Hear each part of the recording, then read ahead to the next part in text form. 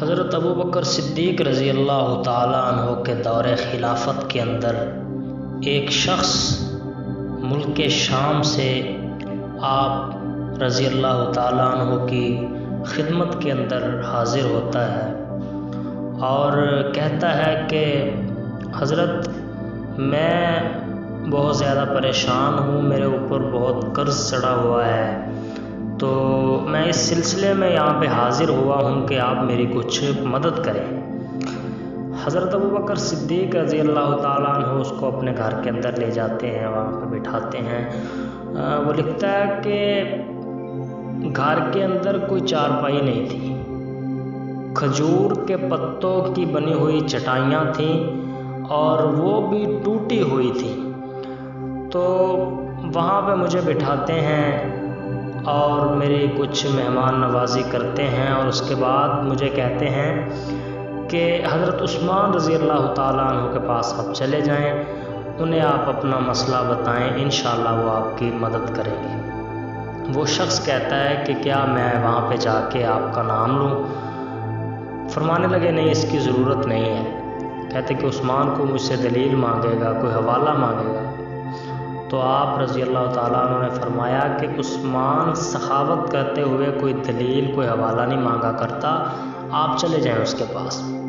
خیر وہ شخص حضرت عثمان رضی اللہ تعالیٰ عنہ کے گھر تک پہنچتا ہے اور دروازے پہ دستک دیتا ہے۔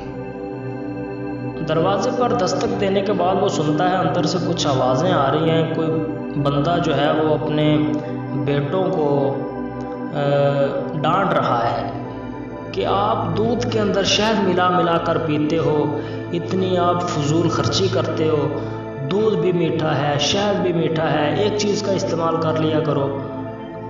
تو وہ بڑا حیران ہوتا ہے کہ یہ مجھے کس جگہ پہ بھیج دیا ہے ابو بکر صدیق رضی اللہ تعالیٰ عنہ نے۔ تو بہرحال وہ ابھی سوچ ہی رہا ہوتا ہے، دروازہ کھلتا ہے، حضرت عثمان رضی اللہ تعالیٰ عنہ باہر تشریف لاتے ہیں۔ وہ کہتا ہے میں حضرت عثمان رضی اللہ تعالیٰ عنہ کو سلام کرتا ہوں۔ آپ سلام کا جواب دیتے ہیں اور سمجھ جاتے ہیں کہ یہ کوئی مسلمان ہے، تو آپ اسے اپنے گھر کے اندر لے جاتے ہیں۔ وہ کہتا ہے کہ میں وہاں پہ بیٹھ جاتا ہوں تو میرے لیے جو سب سے پہلے مہمان نوازی کے اندر چیز پیش کی جاتی ہے وہ دودھ ہوتا ہے اور اس میں شہد ملا ہوا ہوتا ہے۔ وہ کہتا ہے میں دودھ نوش کرتا ہوں تو اوپر سے کھجور کا بنا ہوا حلوہ جو ہوتا ہے وہ میرے آگے پیش کر دیا جاتا ہے۔ کہتا ہے میں کھاتا ہوں اور بڑا حیران بھی ہوتا ہوں کہ یہ کیا عجیب ماجرا ہے کہ یہ اپنے گھر والوں کو تو اس بات پہ ڈانٹ رہا تھا کہ آپ دودھ کے اندر شہد ملا ملا کر پیتے ہو، اور میری مہمان نوازی میں جو ہے وہ پہلے دودھ ملا، شہد ملا دودھ آیا ہے اور اس کے بعد ابھی کھجور کا حلوہ آیا ہے۔ لیکن کہتا ہے میں خاموش رہا۔ حضرت عثمان رضی اللہ تعالیٰ عنہ تشریف لائے، پوچھا جی کیسے آنا ہوا؟ کہتا ہے میں ملک شام سے آیا ہوں، میرے اوپر بہت زیادہ قرض چڑھا ہوا ہے، اسی سلسلے میں آپ کے پاس حاضر ہوا ہوں۔ حضرت عثمان رضی اللہ تعالیٰ عنہ اپنے غلام کو آواز دیتے ہیں، وہ اس کے لیے ایک اونٹ کے اوپر سامان جو ہے وہ لاد دیتا ہے۔ سامان چلتا ہوا اونٹ لے کر وہ آپ کی خدمت کے اندر حاضر ہو جاتا ہے۔ حضرت عثمان رضی اللہ تعالیٰ عنہ کہتے ہیں کہ اس اونٹ کے اوپر تمہارے اہل و عیال کے لیے استعمال کی چیزیں ہیں اور 600 اشرفیاں میں نے رکھوا دی ہیں۔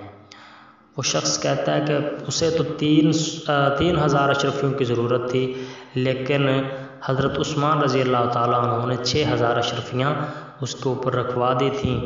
تو حضرت عثمان رضی اللہ تعالیٰ عنہ سے کہتے ہیں کہ یہ اونٹ آپ لے جاؤ، پیدل آئے تھے، ابھی سواری پر جاؤ۔ وہ کہتا ہے لیکن میں لے تو جاؤں، یہ اونٹ پھر واپس کرنے کون آئے گا؟ آپ نے فرمایا اس کی ضرورت نہیں ہے، یہ تمہارے لیے ہماری طرف سے تحفہ ہے۔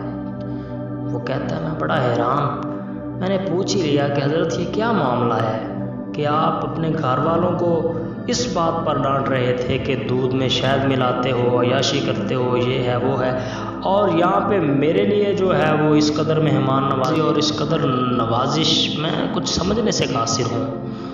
تو حضرت عثمان رضی اللہ تعالیٰ عنہ فرماتے ہیں کہ اللہ نے دراصل جو مجھے مال دیا ہے، میں یہ نہیں چاہتا کہ میری اولاد اس سے جو ہے وہ عیاشیاں کرتی پھرے۔ اللہ نے جو مجھے مال دیا ہے، میں حضور کے جو نوکر ہیں ان کی نوکری کرنے کے لیے ہر وقت تیار ہوں اس مال کے ساتھ۔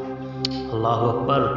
آج جو ہمارے عمراء ہیں ان کے لیے بھی یہ سوچنے کا مقام ہے کہ وہ اپنا مال کہاں سے کماتے ہیں، کس طرح کماتے ہیں اور کہاں پہ خرچ کرتے ہیں۔